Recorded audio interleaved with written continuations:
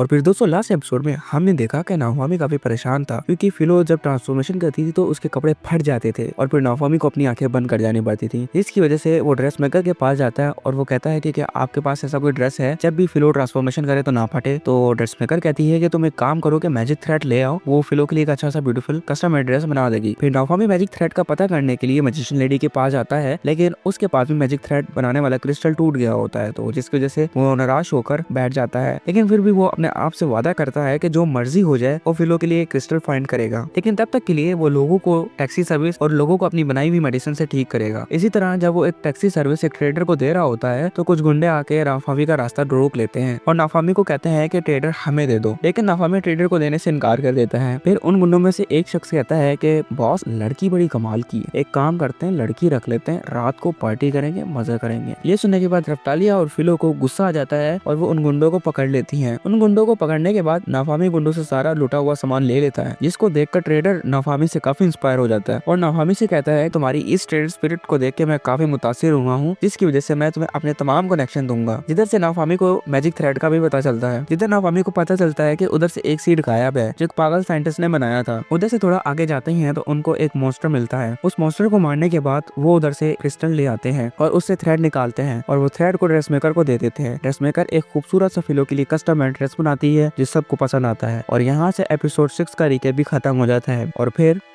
अगले दिन नाफामी, रफ्तालिया और फिलो साउथ ईस्ट विलेज जाते हैं। असल में ट्रेडर ने नाफामी से कहा था कि ये आप साउथ ईस्ट विलेज में लेके चले जाओ और क्योंकि जल्दी जाना उधर काफी ज्यादा जरूरत है और वो इसके अलावा किसी भी भरोसा नहीं कर सकता। नाफामी ये सब सोच ही रहा होता है कि फिलो नाफामी से कहती है कि मास्टर ये देखें यहाँ पर कितने अजीब से ट्रीज हैं और नाफामी ये सब कुछ देख कर हैरान हो जाता है क्योंकि वहाँ पर प्लांट्स काफी ज्यादा ग्रो थे। नाफामी विलेज पहुँचता है और विलेजर्स के लॉर्ड से मिलता है। लॉर्ड उसका शुक्रिया अदा करते हैं कि वो इधर आया। नाफामी कहता है कि आपने इन प्लांट्स को रोकने के लिए कुछ नहीं किया। लॉर्ड कहता है कि हमसे जो हुआ हमने सब कुछ किया, हमने अपने कुछ बंदे विलेज से बाहर भी भेजे थे, लेकिन अब तक उनके कुछ अपडेट नहीं है। नाफामी फिलो को ऑर्डर देता है कि जाकर विलेजर्स को ले आओ। फिलो जल्दी से भागकर उन लोगों को लेकर आ जाती है और फिलो नाफामी को बताती है कि उधर काफी ज्यादा खतरनाक प्लांट्स हैं और उनमें से तो कुछ काफी ज्यादा पॉइजन वाले भी हैं और कुछ एसिड वाले। ये लोग पागल थे कि उधर गए, ये काफी ज्यादा वीक थे और इनको लड़ना भी नहीं आता था। नाफामी सोचने में लग जाता है कि इसका क्या करें। इतनी देर में पीछे से लोग बोल रहे होते हैं कि ये वही कैरेज वाला सर्वाइवर है जो बोलते हुए बर्ड्स को लोगों को बचाता है। विलेजर्स का लॉर्ड नाफामी के पास आता है और उससे पूछता है कि क्या वो कैरेज वाला सर्वाइवर है, तो नाफामी कहता है कि नहीं। तो विलेजर्स का लॉर्ड इसरार करना शुरू कर देता है कि अपनी सुपर पावर्स को यूज कर इनके विलेजर्स की तबीयत ठीक कर दो। ये सुनने के बाद रफ्तालिया कहती है कि यहाँ पे काफी लोग बीमार हैं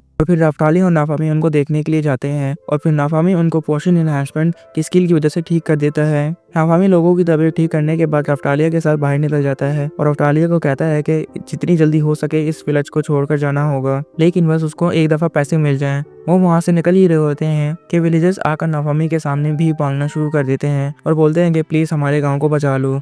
और फिर वो लोग नाफामी को बताते हैं कि ये सब तब शुरू हुआ जब हमारा विलेज भूख से मर रहा था। तब स्पेयर हीरो हमारे विलेज में आता है और हमारी ये हालत देखकर हमें एक सीड देकर जाता है और बोलता है कि ये मिरेकल सीड है जो किसी चीज में पैक था। जब नाफामी विलेजर्स की बातें सुनता है तो वो सोचता है कि ये वही सीड है जो चोरी हुआ था।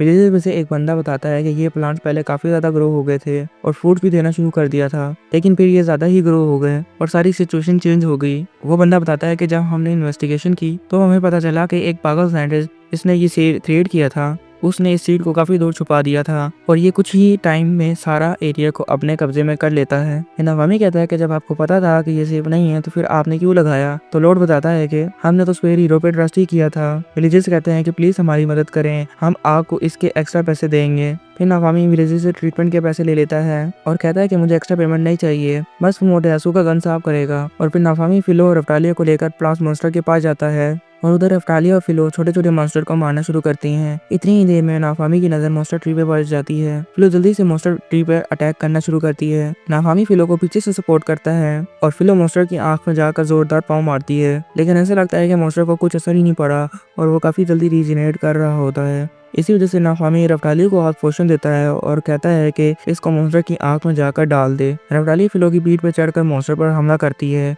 और रफ्तालिया एक दो ट्री की शाखें काटती है, लेकिन ट्री मॉन्स्टर रफ्तालिया को पकड़ लेता है। लेकिन रफ्तालिया किसी तरह पोषण ट्री की एक शाख पर डालती है, लेकिन उसको कुछ भी फर्क नहीं पड़ता और वो दोबारा अपने आप को रीजनरेट कर लेता है। नाफामी को याद आता है कि अगर पोशन इन्हेंसमेंट लोगों पे असर करता है तो वो मॉन्स्टर पे भी करेगा, और वो मॉन्स्टर के पास जाना शुरू कर देता है।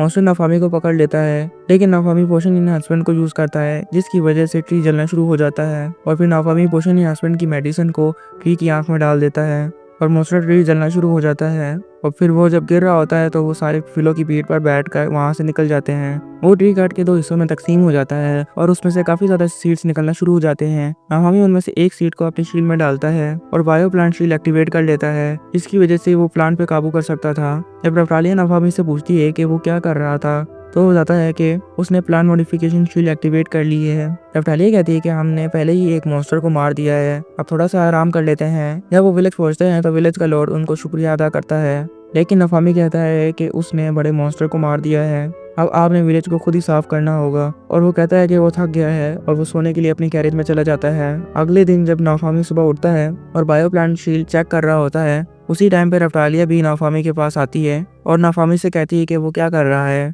नाफामी बताता है कि वो शील्ड टेस्ट कर रहा है। नाफामी एक सीड को जमीन में डालता है और वो ग्रो होकर बड़ा हो जाता है। सुबह जब सारे विलेजर्स वहाँ आते हैं तो नाफामी कहता है कि मैंने इस प्लांट को देखते हुए इसमें कुछ तब्दीलियां की हैं, जिसकी वजह से ना इसकी प्रोडक्शन रुकेगी और ना ही ये मॉन्स्टर में कन्वर्ट होगा। विलेज का लॉर्ड उसको कहता है कि आपका बहुत बहुत शुक्रिया कि उसने उनकी जान बचाई और एक गिफ्ट भी देकर जा रहा है। नाफामी कहता है कि ये गिफ्ट नहीं है, मैं तमाम सीड्स रिक्रिएट कर आपको बेचूंगा। लेकिन लॉर्ड कहता है कि हमारे पास इतने पैसे नहीं हैं। लेकिन नाफामी कहता है कि चलो इसके बदले हमें कुछ सामान दे देना। लॉर्ड कहता है कि उनके पास सामान भी नहीं है। तो फिर नाफामी काफी ज्यादा फ्रूट्स को लेकर निकल जाता है और ट्रेडर के पास जाता है। ट्रेडर सीड को देखकर काफी हैरान हो जाता है और वो कहता है कि वो इन सीड्स का कुछ नहीं कर सकता, लेकिन उसके लिए इनके पास कोई काम है। वो एक सिटी में गुड्स डिलीवर करने को कहता है। जब वो जाते हैं तो इनको पता चलता है कि इस सिटी का हॉट बाट बड़ा मशहूर है, जिसकी वजह से रफ्टाली और फिलो नाफामी से कहती हैं कि उनको एक रात इधर गुजारने दें। जब नाफामी उन दोनों से पूछता है तो रफ्टाली कहती है कि वो तो नहीं चाहती कि इधर नाइट स्पेंड करे, लेकिन फिलो चाहती है। जैसे ही नाफामी रात गुजारने की परमिशन देता है तो रफ्टालिया बहुत खुश हो जाती है। तो फिलो नाफामी से गले लगकर खुशकी अदा करती है। इसको देखकर रफ्टालिया काफी जेलस हो जाती है। शाम को रफ्टालिया हॉट बाथ ले रही होती है और सोचती है कि फिलो नाफामी से कितना चिपकती है, और इतनी ही देर में उसकी नजर एक स्टैचू पे पड़ती है, जिसके नीचे एक बोर्ड बना हुआ था। इसमें लिखा हुआ था जो भी कपल साथ बात लेता है वो हमेशा के लिए एक दूसरे के साथ रहते हैं। और फिर रफ्टालिया अपने ख्वाब में चली जाती है और कहती है नाफामी प्लीज मुझे किस ना करें वरना मैं प्रेग्नेंट हो जाऊंगी। इतनी देर में रफ्टालिया को नाफामी और फिलो की आवाज आती है। रफ्टालिया सोचती है कि अब तक फिलो इस पोर्शन में क्यों नहीं आई है और वो अब तक नाफामी के साथ क्यों है। रफ्टालिया फिलो से जेलस होकर वहां से चली जाती है। रात को रफ्टालिया नाफामी के लिए ड्रिंक लेकर आती है, लेकिन नाफामी फिलो के बाल बना रहा होता है। रफ्टालिया सोचती है कि काश नाफामी फिलो की तरह इसके भी बाल बनाए, और रफ्टालिया कमरे में दाखिल हो जाती है। नाफामी कहता है कि क्या हुआ रफ्टालिया, तुम क्यों आई हो। रफ्टालिया कहती है कुछ नहीं, और गुस्से में आकर दोनों बोतलें पी लेती है। रात को जब बाकी सारे सो रहे होते हैं तो रफ्टालिया सोच रही होती है कि इस तरह तो फिलो मुझसे नाफामी को छीन लेगी। फिर उसको अपनी अम्मी की बातें याद आती हैं कि प्यार को बढ़ाने के लिए गिफ्ट सबसे अच्छा होता है, क्योंकि उसकी मॉम ने भी सबसे पहले उसके डैड को गिफ्ट किया था। फिर उसको ख्याल आता है कि जब वो नाफामी के पास आ रही होती है तो कुछ लड़कियां बात कर रही होती हैं। क्या तुम्हें पता है वो क्रिस्टल जो लेटियम एरिया में रहता है, सुना है कि उसकी मदद से दोनों पार्टनर लव में आ जाते हैं। फिर रफ्टाली उस क्रिस्टल को लेने के लिए रात को निकल जाती है और सोच रही होती है कि नहीं नाफामी मुझे किस ना करो, और शर्मा रही होती है। इतनी देर में फिलो भी वहाँ आ जाती है और कहती है कि तुम यहाँ पर क्या कर रही हो। तो वो बताती है कि ओल्ड मैन ने उसको बताया था कि गऊ के अंडे बड़े मुश्किल से मिलते हैं और वो अंडा मास्टर को देगी, इसकी वजह से उनके लिए एक पेट निकले और मास्टर मेरे बहुत अच्छे मेट बन जाएं। नवटालिया मेट का मतलब मैरिज से निकालती है और कहती है कि मुझे नहीं पता कि फिलो इतना आगे तक सोच रही है। और फिलो रफ्टाली को कहती है कि मैं तुम्हें कौगू के अंडे को लेने नहीं दूंगी, और वो उड़कर वहां से निकल जाती है। फिलो का बर्ड होने की वजह से वो काफी तेजी से भाग रही होती है और रफ्टालिया को पीछे छोड़ देती है। और जब फिलो रफ्टालिया को पीछे देखने में मसरूफ होती है तो वो एक खाई में गिरने लगती है, लेकिन रफ्टालिया सही टाइम पर आकर उसको पीछे से पकड़ लेती है। लेकिन वो उधर से गिरकर एक हिप्पो मॉन्स्टर पर गिर जाते हैं। मॉन्स्टर सो रहा होता है और उनका गिरने की वजह से उसकी आंख खुल जाती है और फिर वो उनके पीछे भागना शुरू कर देता है। भागते भागते आगे रास्ता खत्म हो जाता है और फिलो कहती है कि रफ्टालिया तो मेरी पीठ पे बैठ जाओ। फिलो ट्रांसफॉर्म हो जाती है और रफ्तालिया फिलो की पीठ पर बैठ जाती है और रफ्तालिया फिलो की पीठ पर बैठकर खाई पार कर लेते हैं। रफ्तालिया फिलो का बहुत शुक्रिया अदा करती है और फिर उसके बाद एग ढूंढने लगते हैं। सुबह हो जाती है और दोनों को गागुको का एक नेस्ट मिलता है, लेकिन फीमेल गागुको चिल्लाने लगती है जिसकी वजह से वहाँ पे वो मॉन्स्टर दोबारा आ जाता है और उन पर हमला करता है, जिसकी वजह से सारे अंडे टूट जाते हैं और इसकी वजह से रफ्तालिया का क्रिस्टल भी काफी दूर हवा में चला जाता है। रफ्तालिया और फिलो को गुस्सा आता है और वो मॉन्स्टर को मार देती हैं और फिर उसी मॉन्स्टर को उठाकर अपने साथ लेकर आती हैं।